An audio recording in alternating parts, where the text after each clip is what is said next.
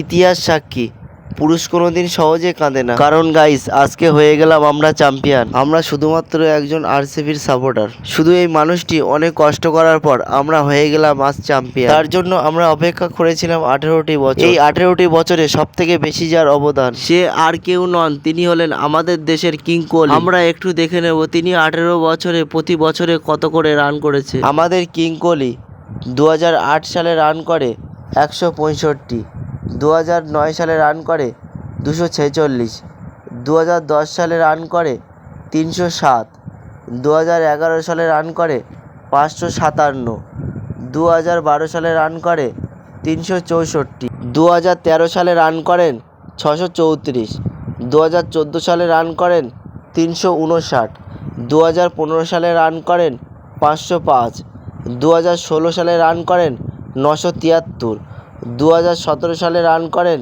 308। শেষমেশ এই মানুষটি অনেক কষ্ট করার পর আজকের আমরা হয়ে গেলাম চ্যাম্পিয়ন। ট্রফি নিয়ে সেলিব্রেশন করার কিছু মুহূর্ত আমরা দেখে নেব। आज एक सपना साकार हुआ है। Royal Challengers Bengaluru